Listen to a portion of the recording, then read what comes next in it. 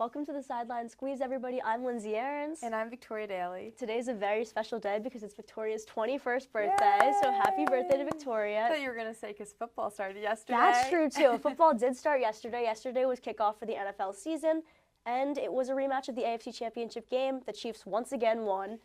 It ended in a crazy fashion, came down to the last play of the game, which ended up being ruled a touchdown at first, a pass from Lamar Jackson to Isaiah Likely. He caught the ball, ruled a touchdown, but his foot was on the line. Then they overturned it, and the Chiefs won this game.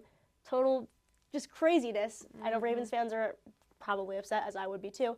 What do you think about this game, Victoria? Yeah, I mean, I'm not a Ravens fan, but I just can't deal with the Chiefs winning anymore, so I was a Ravens fan last night. I don't know. I just think both teams are so talented and have such good players that it was a fun game, a great game to come back to really start off football season.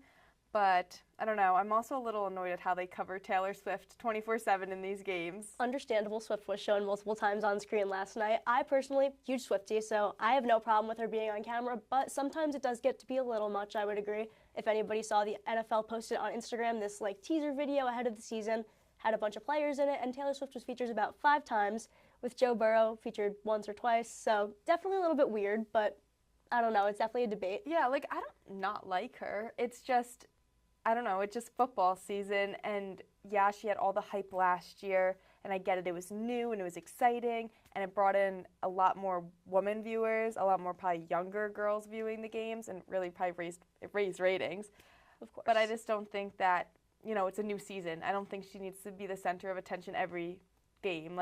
We know they're dating. It's not new news. I definitely agree with that. And the Chiefs also have bigger storylines coming into the season as they had their new wide receiver yesterday. Xavier Worthy made his NFL debut. On his first carry, he scored a touchdown. So I would be optimistic if I was a Chiefs fan because now, last year, they still won the Super Bowl, but they didn't have a very good receiver core, I would say. That was their weak point. But now they have a strong receiver core with the addition of Xavier Worthy. They also have Rashee Rice had a great game yesterday, and Hollywood Brown will come back next week or next month. I don't know exactly the timeline on him, but he'll be back soon. So now the Chiefs, in addition to already winning a Super Bowl, have this receiver core on top of that. So do you think that gives them a better chance to three-peat? Yes, but I don't want to say yes. Understandable. And I don't know. I also Juju's on the team too, but I feel like his playing time's going to go down. Did you see that pass? He dropped it. I was like, Juju, what are you doing? He's a little bit washed up, I think, maybe. I liked him better on the Steelers. When he was on the Steelers, that was his prime. Yeah. Definitely not in it anymore, but still adds to that receiver core issue that the Chiefs had previously had. And the Ravens also played great, both offensively and defensively, getting plenty of stops, forcing fumbles. It was overall a great game. It's just, Patrick Mahomes always finds a way, it seems like. I have Lamar and Derrick Henry both on my fantasy team, so I'm sitting there come on. They're definitely a good 1-2 punch. I mean, Derrick Henry, obviously a great rusher. I mean, they wouldn't use him a lot at the end of the game, I think, because he more, goes up the middle most of the time. And they were trying to, conserve time because there were no timeouts left. They were trying to get out of bounds, and Henry was just not the guy for that. Another thing I noticed from the game is Mark Andrews, his job might be on the line. Isaiah Likely had so many receptions, would have had the game-winning or game-tying touchdown had they counted it. So, I don't know. You think Mark Andrews is in trouble? Yeah, I don't know. I feel really, there's all those, the set tight ends you hear about and everything, and there's the set ones that you're oh, these people are good and everything. But I think, we need time for these new, younger tight ends who are coming in. So, I don't know. I think Mark Andrews, he's getting older. I think he's going to dwindle down, especially with, Zay Flowers. It's going to go to him over Mark Andrews. That makes sense, yes. But let's talk about tonight, a Friday night game, but in Brazil. Yes, what is it, Sao Paulo, Brazil? I don't know if I got the pronunciation right on that, but it will be Eagles versus the Packers. Not the Eagles. We are both Giants fans, so not very happy about the Eagles, especially now that they have Saquon Barkley. What are your expectations for him this season? I love Saquon, that I want him to do good, but it's so hard when he's on the Eagles to be do good.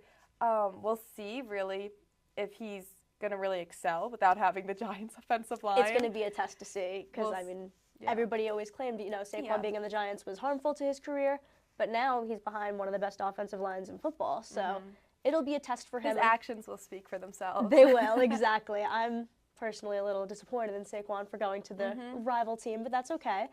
Another player who I think is going to have to prove himself tonight is Jordan Love. He, in this offseason, received the largest contract of any quarterback in football, which I thought was interesting. He's good, but, I think, there are plenty of other quarterbacks in the league who maybe are more deserving of that title, but I think he definitely has a lot to prove in this game. What are your expectations for him this season? I think he's going to do good. I don't know, pressure. Pressure is good and bad. It either can make you really perform or you can succumb to the pressure. But I think, he's still young. He's fairly new. He runs.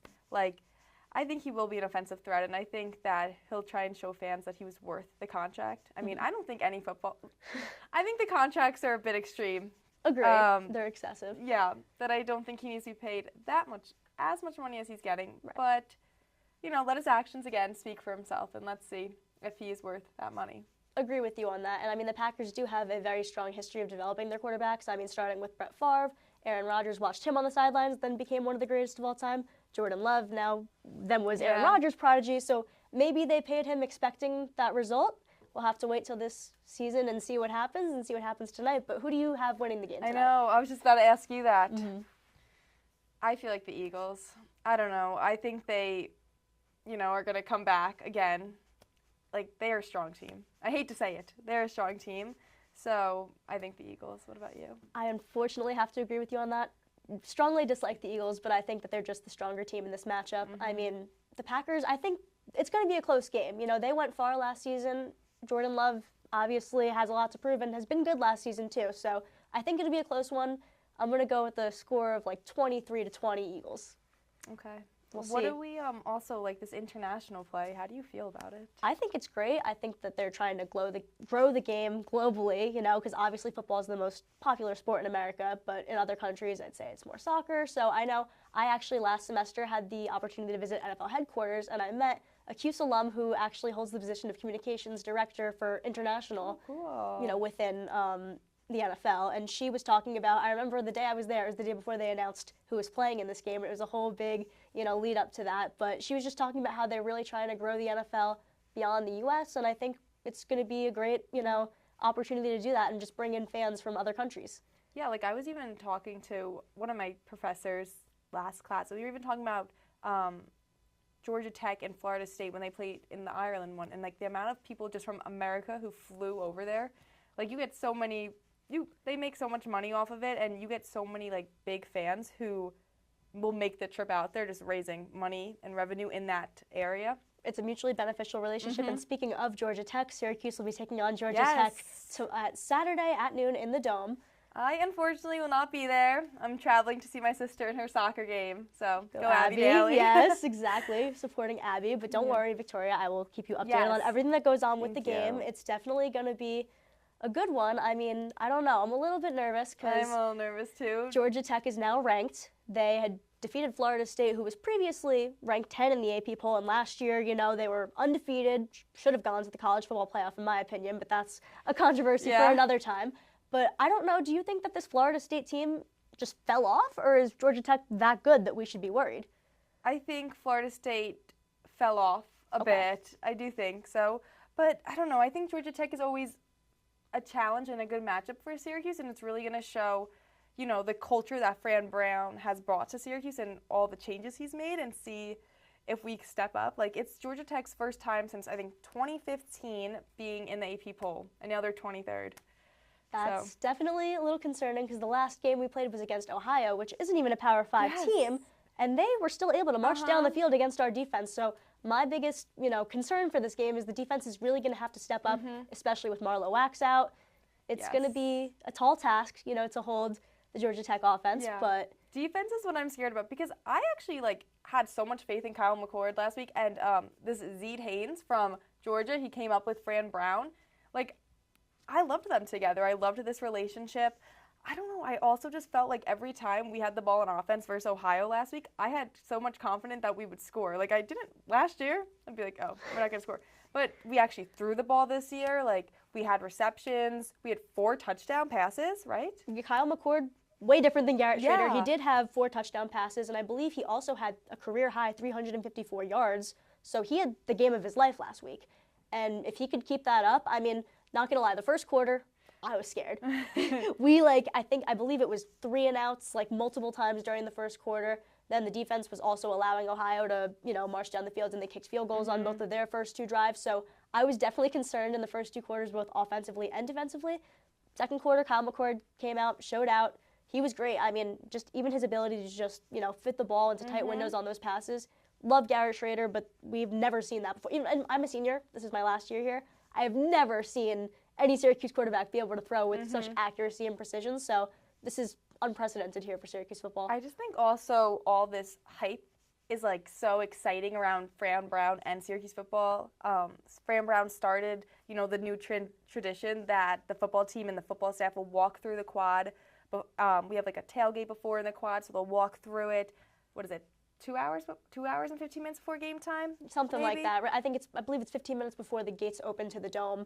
There's that, the quad walk where all the players are dressed up in their orange and blue suits walking in. Everybody's cheering them on. So it's great tradition. I had the privilege of working it last week, and it was so fun. The marching band's playing. Like, the amount of people who came out for it, and, you don't even get students. You get all the families in the area. You get so many Syracuse, natives who come out and just love the orange that I think just this atmosphere, it's kind of different and it's exciting. It's a new energy. And I think that energy is going to, come into the dome when we play Georgia Tech. I'm glad we have home field advantage. But I'm hoping Syracuse, will pull the upset. I'm hoping so, too. I mean, this Fran Brown era is definitely a new feel on campus between the quad walk, just the whole feel of surrounding this football team. We've always been more of a basketball school, I would say, but right now it's starting to feel like we're a football school. So, I mean, I know a couple years ago we were in the AP poll. I believe it was 2022. So hopefully under Fran Brown we'll be able to get back into the AP poll and just become more of a football school like Syracuse used to be. No, I'm super excited. I really hope we have a good year. I'm hoping so too. But right now we're off to a good start. Very optimistic as long as we can get our defense, to step up without Marlo Wax. I know. What is he? He's out for 6 weeks, maybe 5 now? Is it 5 now? I heard 6, but maybe it changed to 5. Well, hopefully. Fingers crossed. I think it is 6, but I'm like, oh, is it now 5 going forward? Who knows? We're going to hope that it's only 5 because we definitely need everything we can defensively, just because offensively, I'm feeling great. The defense, that's a concern, but I'm sure during practice they worked on that, and hopefully we'll have a good result for the next game. So I know tomorrow is also, speaking of the game on Saturday, it's at noon in the Dome, and it's a blue out, so pack the Dome with blue, and let's root for the orange. Yay! All Well, right. thanks for tuning in for our first show. I'm Victoria Daly. And I'm Lindsay Aarons, and we'll see you on next week's edition of the Sideline Squeeze.